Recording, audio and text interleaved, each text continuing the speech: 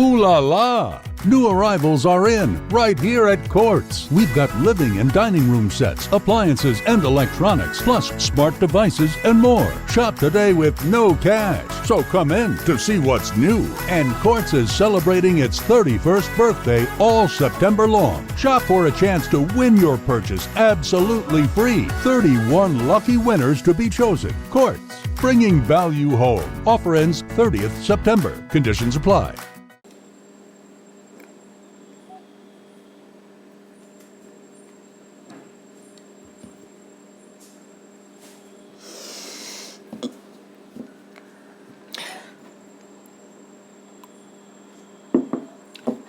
McDonald, I just want to say thank you for coming, I mean, Eric Williams would be proud of you, McDonald. I know you don't have an easy job, especially these days where everything is out of control. But I just want to say thanks for coming and taking my report personally. So, let me tell you what happened. I was at the bank at 8 a.m. sharp, okay? You know I'm always on time. So I went to the bank and there might have been about 15 people in the bank.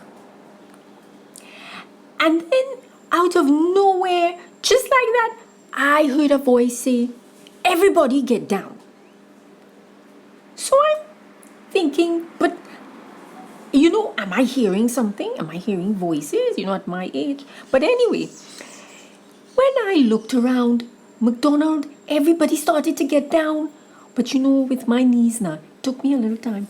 So anyway, I got down on the floor and then I heard this voice continue, "Close your eyes, everybody close your eyes." So I was peeping with one eye and everybody's eyes was really closed. But anyway, so then I heard the young man say, because it sounded like a youngish guy, he said, "Does anybody in here have a child with autism?" So McDonald, I jumped up so fast. Listen, I couldn't believe it. It's like the nutmeg just kicked into my knees. Anyway, I jumped up and I said, "Hello, young man, me, sir, I have a child with autism." He said, "Come over here." Well, McDonald, at that moment, I called out to Mary, Jesus, everybody. I said a whole novena in the 10 steps it took me to get to the young man. Anyway, when I got up to him, he said, "Ma'am, you have to come with us." McDonald lowered my heart.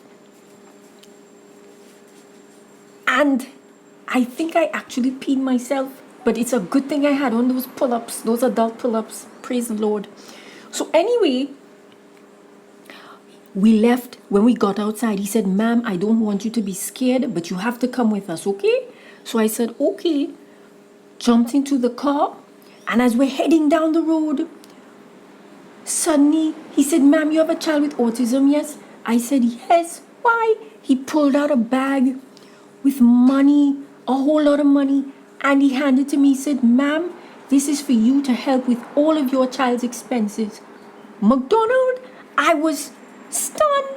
I even turned and I said, "Son, do you run an NGO or something?" He said, "Ma'am, I am just doing good for the society." That confused me. I am taking from those people who are robbers and taking from us so I can give back to the people who really need it. So that kind of confused me. But anyway, they were very respectful in the car. Thing is, they had on masks. I don't know how people drive around with masks. But anyway, they had on masks, so I can't identify anybody. All I can identify them by is their voices. Okay? So anyway, McDonald, and then they dropped me off by the police station where that awful incident happened. Imagine those police officers were worse to me than the actual robbers, McDonald. I'm so disappointed. I'm so angry. But anyway, so that's what happened. Is a fact, strictly facts, and is that he was beginning to have meltdowns at school, serious meltdowns. So the teachers spoke about it. They brought in psychiatrists, psychologists,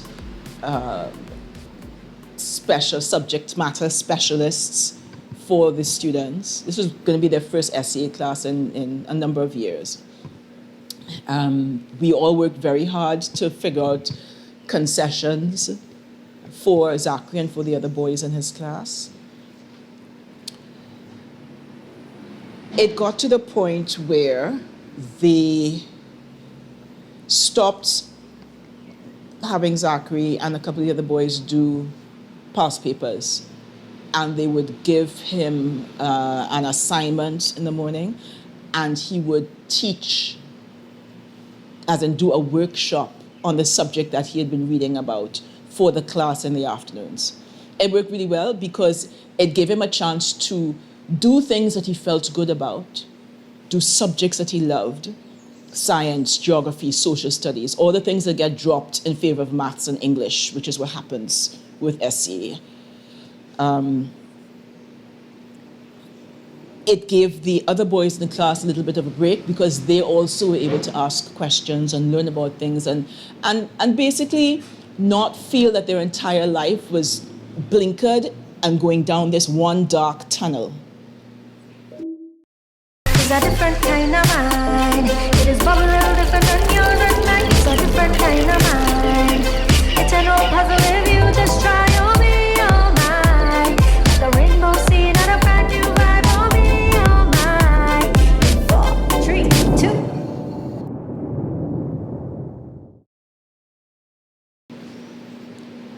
Come now to the exam and the concessions issue. That'll take a whole other movie. A horror movie to explain exactly how the concessions issues works in Trinidad. But come to the exam, Zachery only found out 2 days before the exam that he would have to be in a room by himself away from his friends. And he freaked out. And did not do well at all in the exam. He was young enough to repeat, so he did. This year has been traumatic for a number of reasons for him. All of his old friends left and moved on. None of them did very well at all in the last exam.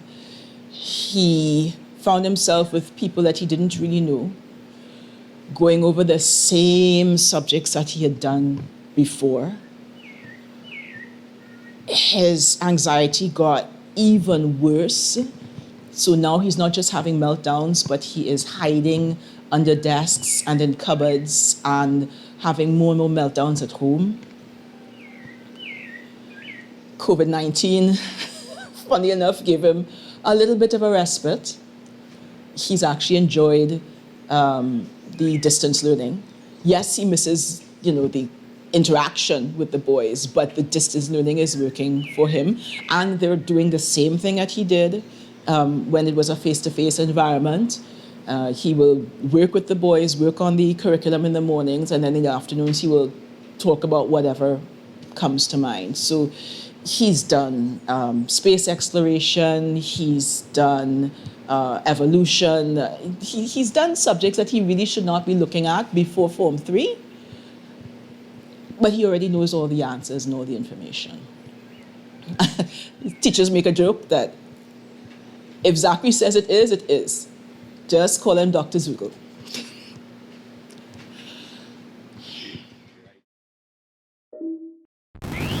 An autistic person may try to reach out and speak on topics that he knows or she knows very well.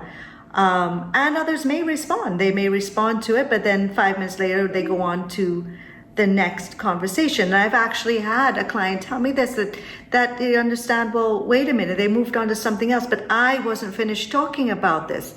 And when he tried to bring them back to the topic that he was interested in, they either ignored him or they said, oh gosh, that was ages ago we were talking about that, we're talking about something else.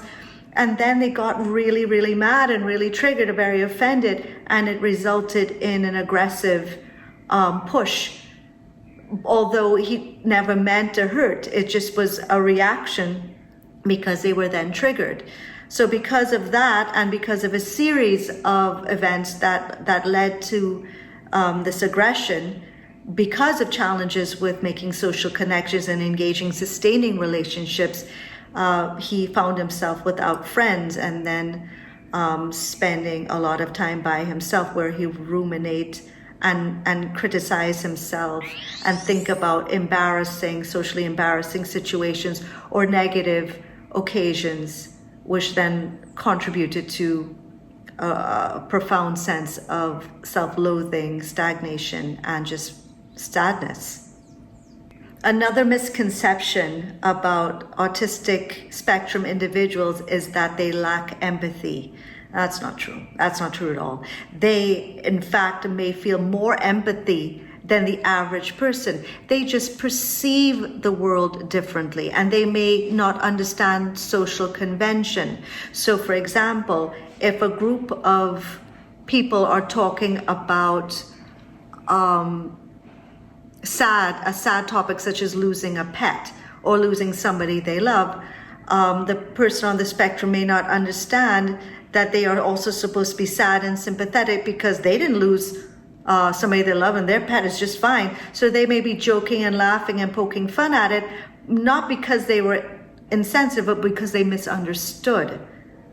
Similarly, the person on the spectrum may become so overwhelmed with empathy and sympathy for other people that he is connected to or she is connected to. So, for example, if they're at a family get-together and their mother learned of some tragic news and was very, very upset, they might take on those feelings at the same level as their mother, not because the news was particularly distressing to them, but because somebody they loved was quite distressed.